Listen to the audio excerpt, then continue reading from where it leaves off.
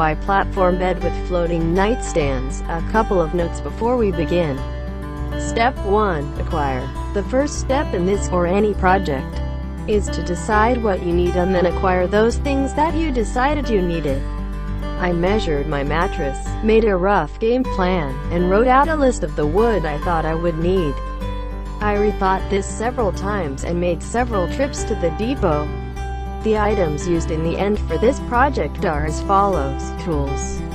You do not need anything fancy for this project. In fact, 90% of the cuts made for this bed were entirely using my sliding miter saw. But here is what I used. Table saw, miter saw, air compressor with 18-gauge nail gun, electric sander, mine is an orbital, tape measure, pencils, screw gun, drill, hammer, rubber mallet, several C-clamps. I have 6 12 ones, and that seems to be good enough for my needs. Sawhorses, -9/16, wrench, -9/16, ratchet. Wood, as far as the frame goes, so you may adjust your wood sizes to your own measurements. You will need 10 to 21 by 3 by 6 boards, as you will see. 1 4 by 4 by 8 feet board, Douglas fir, not the green outdoor treated ones. 6 2 by 4 by 8 feet boards. More if you make sweet mistakes like me. 1 2 by 2 by 8 feet board. I bought this by accident, but it really came in handy. The trim, or cosmetically inclined part of the bed, required a few more pieces. This is where you get to decide what type of wood you will use. I used pine because it is the cheapest, and is quite easy to work with. The results would probably be better with a harder wood like rosewood, walnut, or oak. You may choose based on your own budget and assessment of your skills. I assess my skills at a medium to high risk of mucking up, requiring forking out more cash for high-grade wood. 2 1 by 10 by 8 feet pine boards. 1 1 by 10 by 6 feet pine board. You could just buy 3 8 feet boards, but I wanted to save money where I could, and this saved me a whopping $1.50. 4 1 by 6 by 8 feet pine boards. 1 1 by 4 by 8 feet pine board. Then the headboard. You may do whatever you like. I wanted something simple and modern. I found at the lumber store some already pressed together pine sheets that were 24 wide by 96 long. This suited my needs perfectly, so that is the primary component in my headboard. That should do it for the wood you need. Unless I'm forgetting something, in which case, I apologize. Other stuff. Screen in 80, 100, 150 or 180, and 220 grit. If you have an orbital, get all these in SSDS. Buy regular sheets of 220 as well. -1 quart pre-stain. This stuff is for people like me who buy crappy soft woods, so the stain takes more evenly. -1 quart stain of your choice.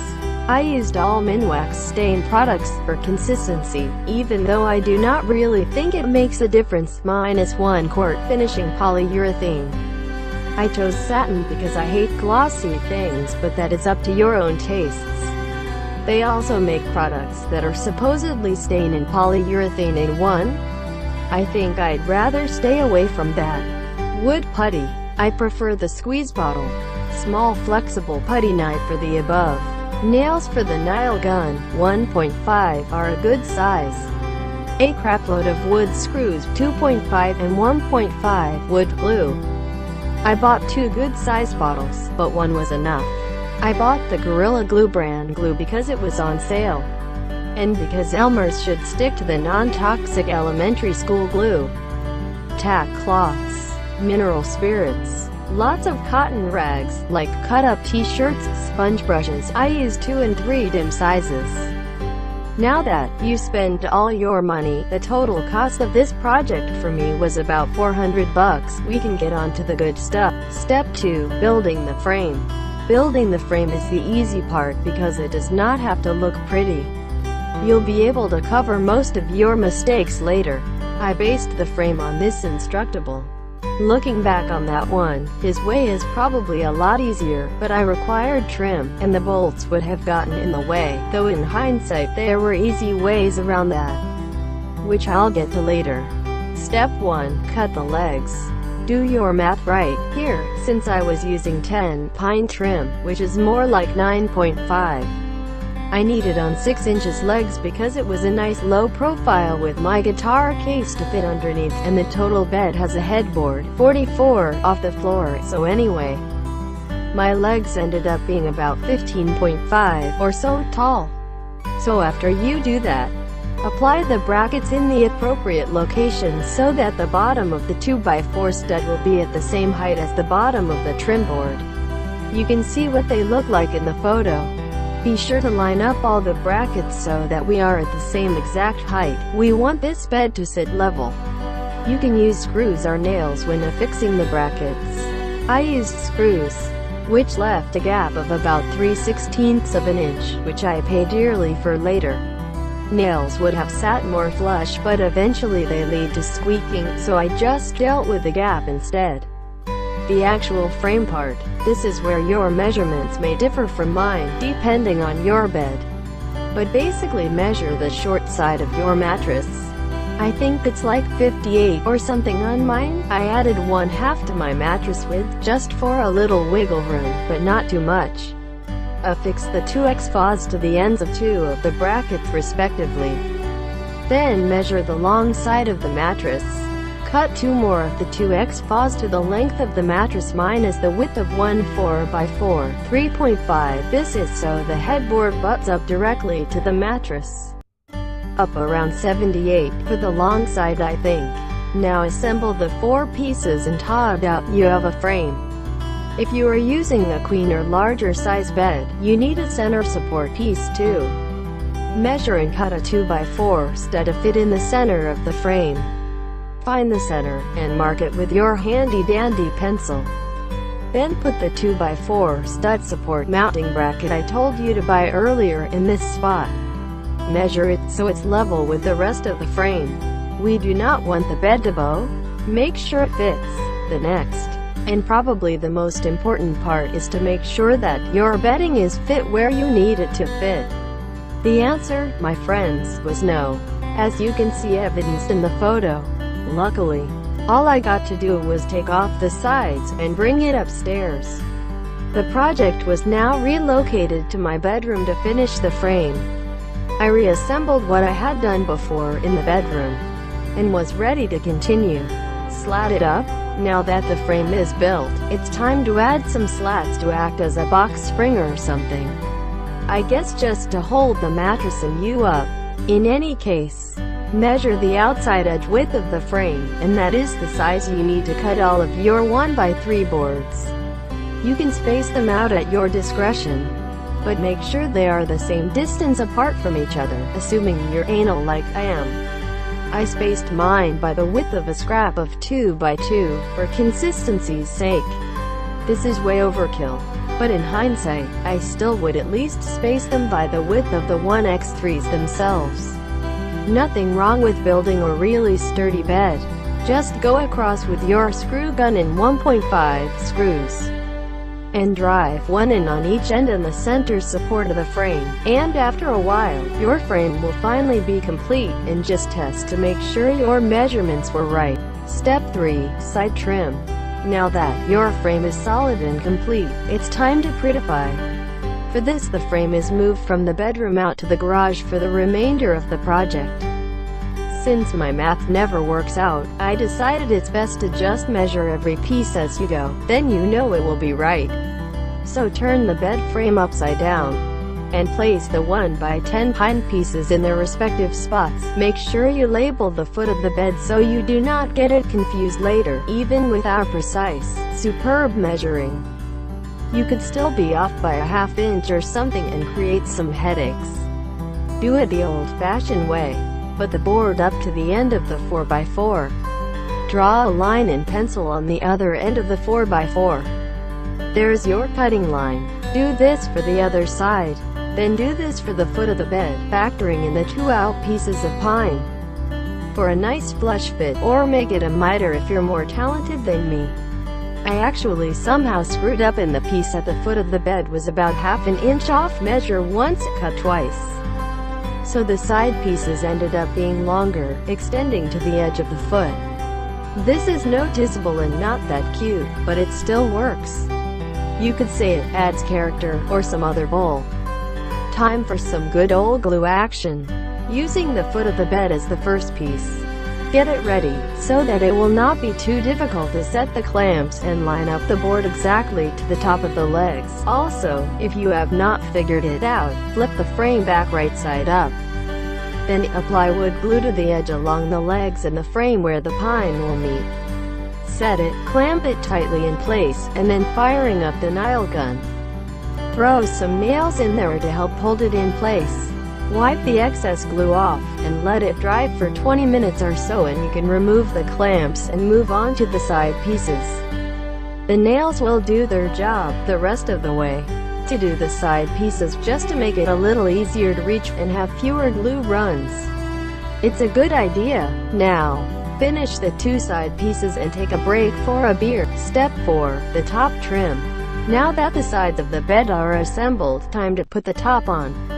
The width of the 4x4 plus the outside trim means we need about a 4.5 wide board. So, do that.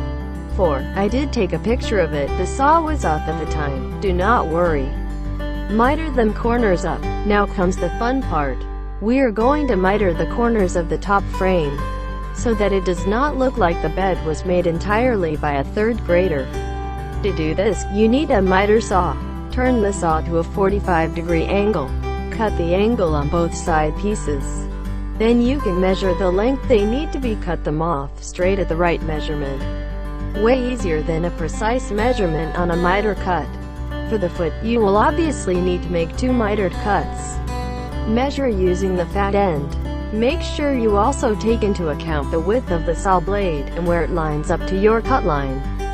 Good job! Now do a test fit to see that everything is playing nicely. There's even a photo of this to check your progress. Give it legs. As nice as the 4x4 legs look, you need to make them even with the trim.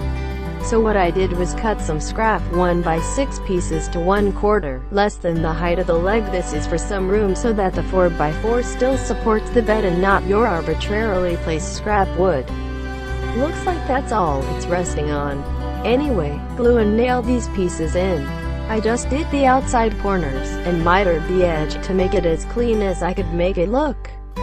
Now it's finally starting to look like a bed. Step 5. The almighty headboard. A way to hold on. You may do what you want here, but I will first tell you how I attached it, so that it can be removable later. Take some scrap 2x4, the height of the headboard you want, and clamp them slightly higher than the head of the bed on the 4x4s. I do not know if I said that right, so there's a picture. The most descriptive step yet, clamp it tightly in place. And drill 2 3/8 holes all the way through the 2x4 and 4x4 behind it. Do this for both sides, then bolts with washers on either side of it and nuts. Create your headboard around this. And then when you unbolt, your headboard will be exactly how you want it. I found a good piece of 24x96 pine strips already glued together, so I nailed that on there. Then, I ripped the 1x4 board down to just enough to cover the sides of the 2x4 and framed the headboard that way. Step 6. Floating nightstands. This is the part one wanted most on my bed, but did not quite know how to do. I found that the surface of the headboard made the perfect tabletop, so I went and bought another piece of it. I did not know what size to make it, so I made it exactly the same size as my current nightstand, 16 wide x 19 long. It's pretty perfect, so I cut 2 pieces of the same size, with the grain running lengthwise along the bed. I then wanted the substance, so I cut a 4x16 piece from the wood for the front and again for the outside edge, but this one 18 1/4, so it sits flush.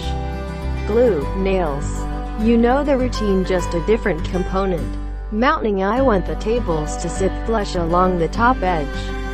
So the bracket, I took a scrap piece of wood and adjusted a small piece of 2x4, about 14 long, to be in exactly the right spot.